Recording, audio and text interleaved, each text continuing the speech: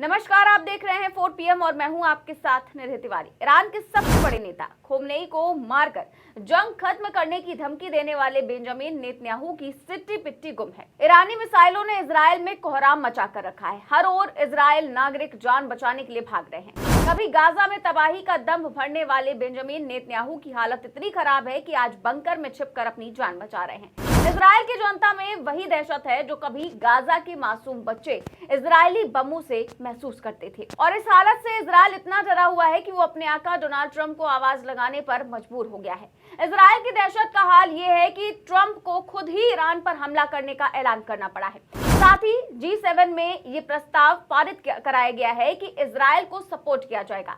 ऐसे में बड़ा सवाल है कि क्या आज ईरान पर बड़ा हमला होने वाला है? क्या ईरान की ताकत के सामने वर्ल्ड के सुपर पावर को चुनौती मिल रही है? ये सब कुछ कैसे ईरान ने कर दिखाया है, ये हम आपको अपनी इस रिपोर्ट में बताने वाले हैं। साथ ही इस पर भी चर्चा करेंगे कि कैसे अमेरिका और इजराइल की एक भूल उन पर बहुत भारी पड़ने जा रही है। 13 जून 2025 का वो दिन जब इजराइल ने अपनी सबसे बड़ी भूल की। नेतन्याहू के नेतृत्व में इजरायली वायुसेना ने ऑपरेशन राइजिंग लॉयन शुरू किया और ईरान की राजधानी तेहरान, नतांज और इस्फहान पर हमले किए।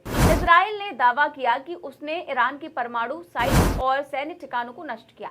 इन हमलों में ईरान के 78 लोग मारे गए, जिनमें 29 बच्चे भी शामिल थे। तेहरान के एक रिहायशी इलाके में 14 मंजिला इमारत जमींदोज हो गई। इजराइल की इस क्रूरता ने पूरी दुनिया को हिला कर रख दिया। लेकिन इजराइल भूल गया कि ईरान वो देश है जो अन्याय के सामने कभी नहीं झुकता। सुप्रीम लीडर खामेनेई ने इसे इजराइल की बर्बरता करार दिया और जवाबी कार्रवाई का ऐलान किया। उसी रात ईरान ने ऑपरेशन टू प्रॉमिस 3 शुरू किया।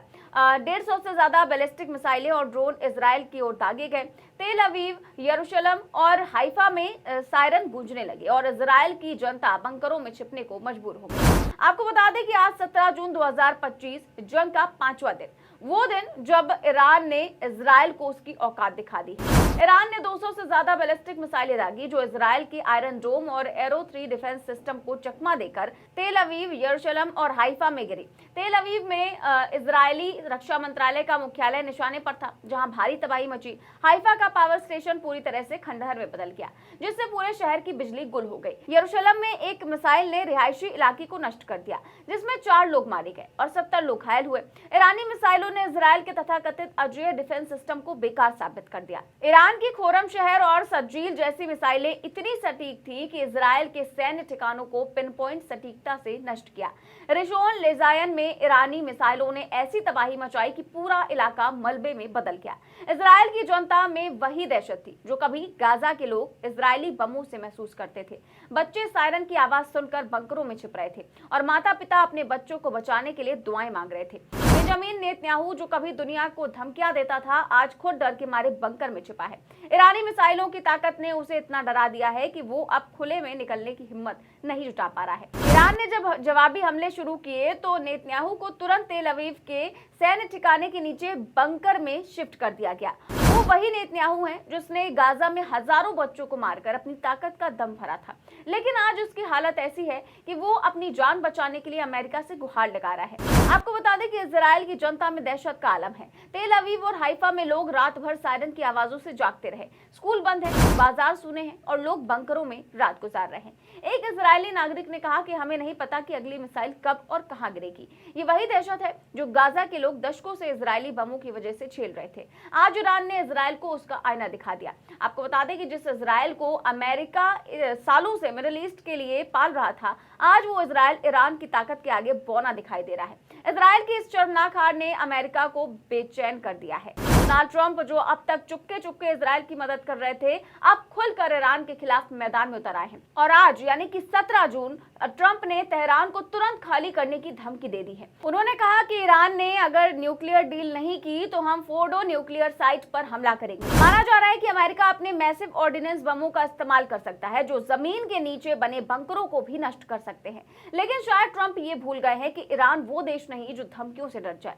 16 जून को ईरान ने साफ कर दिया कि वो अपनी परमाणु साइट्स को बंद नहीं करेगा। ईरान के राष्ट्रपति ने कहा कि हमारा परमाणु कार्यक्रम शांतिपूर्ण है और हम किसी के दबाव में नहीं झुकेंगे। ईरान की जनता भी अपने नेताओं के साथ खड़ी है। तेहरान की सड़कों पर लाखों लोग रैलियां निकाल रहे हैं और अमेरिका इजराइल के खिलाफ नारे लगा रहे हैं। आपको बता दें कि ईरान की मिसाइल ताकत वो हथियार है जिसने इजराइल और अमेरिका की नींदें उड़ा दी है। ईरान के पास फत्ता, खोरमशहर और सज्जिलर जैसी हाइपरसोनिक और बैलिस्टिक मिसाइलें हैं जो 2000 किलोमीटर तक मार सकती हैं। ये मिसाइलें इतनी सटीक हैं कि इजराइल का आयरन डोम इनके सामने बेकार साबित हुआ। ईरानी रेवोल्यूशनरी गार्ड्स ने दावा किया कि उनकी मिसाइलें इजराइल की किसी भी ठिकाने को पल भर में तबाह कर सकती हैं। आपको बता दें कि 5वें दिन के हमलों में ईरान ने ये साबित कर दिया कि उसकी मिसाइलें न सिर्फ तेज हैं बल्कि अचूक भी हैं। तेल अवीव में इजरायली सेना का मुख्यालय और हाइफा का पावर स्टेशन इन मिसाइलों का निशाना बने। ईरान ने सिर्फ सैन्य ठिकानों को टारगेट किया जिससे उसकी नैतिक श्रेष्ठता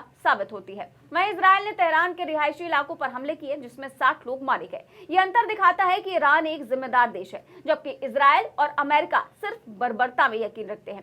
वैसे भी इजराइल और अमेरिका का इतिहास खून से सना है। इजराइल ने दशकों से गाजा, लेबनान और सीरिया पर हमले किए और गाजा में हजारों बच्चों को मारने वाला इजराइल आज खुद को पीड़ित बता रहा है। उधर अमेरिका ने इराक और अफगानिस्तान को बर्बाद कर दिया और अब ईरान को धमकी दे रहा है। 2018 में ट्रंप ने ईरान के साथ हुए परमाणु समझौते को तोड़ दिया जिसके तहत ईरान ने अपने परमाणु कार्यक्रम को सीमित रखा था।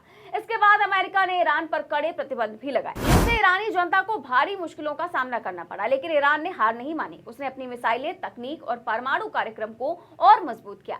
आज वही ताकत इजराइल और अमेरिका को डरा रही है। ईरान ने साबित किया कि वो न सिर्फ अपनी संप्रभुता की रक्षा कर सकता है बल्कि अपने दुश्मनों को भी करारा जवाब दे सकता है।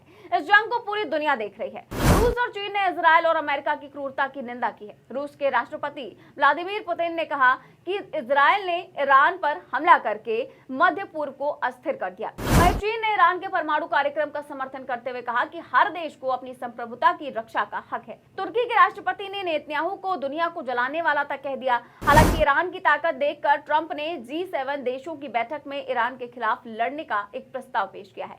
ऐसे में साफ है कि ईरान ने न सिर्फ सैन्य ताकत दिखाई बल्कि नैतिक रूप से जीत भी हासिल की। जहां इजराइल ने ईरान के रिहायशी इलाकों पर हमले किए, वहीं ईरान ने सिर्फ सैन्य ठिकानों को निशाना बनाया। यह अंतर साबित करता है कि ईरान एक सिद्धांतवादी देश है जो सिर्फ अपनी रक्षा के लिए लड़ रहा है। वैसे इस जंग का भविष्य क्या होगा ये कोई नहीं जानता, लेकिन ट्रंप की धमकियां और इजराइल की बौखलाहट ने साफ कर दिया है कि दोनों देश हार मानने के करीब हैं। अगर अमेरिका ने फोर्डो न्यूक्लियर साइट पर बमों से हमला किया तो ईरान भी चुप नहीं बैठेगा। उसके पास ऐसी मिसाइलें हैं जो अमेरिका के मध्य पूर्व में मौजूद सैन्य ठिकानों को निशाना बना सकती हैं। वैसे ईरान का परमाणु कार्यक्रम उसकी संप्रभुता और वैज्ञानिक प्रगति का प्रतीक है। वो इसे कभी बंद नहीं करेगा। ईरान ने साबित किया कि एक छोटा देश भी साम्राज्यवादी ताकतों के सामने डटकर मुकाबला कर सकता है। तेहरान की सड़कों पर जनता का जोश और रेवोल्यूशनरी गार्ड्स की ताकत दिखाती है कि ईरान किसी भी हमले का जवाब देने को तैयार है। ऐसे में साफ है कि ईरान ने इजराइल को ऐसी धूल चटाई है कि अमेरिका को युद्ध का ऐलान करने पर मजबूर कर दिया। 5वें दिन की जंग में ईरान ने तेल अवीव, यरूशलेम और हाइफा को दहलाकर साबित कर दिया कि वो किसी से कम नहीं है। नेतन्याहू की बेबसी, इजराइल की जनता की दहशत और ट्रंप की खोखली धमकियां दुनिया के सामने। ईरान की जीत सिर्फ सैन्य नहीं बल्कि नैतिक भी है। आपको क्या लगता है कि ईरान की जीत से अमेरिका और उनके राष्ट्रपति डोनाल्ड ट्रंप बौखला उठे हैं? क्या ईरान पर हमले की ट्रंप की धमकी इजराइल और अमेरिका की बड़ी हार का सबूत नहीं है? आप अपनी राय हमें कमेंट बॉक्स में जरूर बताएं। खबर अच्छी लगी हो तो लाइक और सब्सक्राइब भी करें। नमस्कार।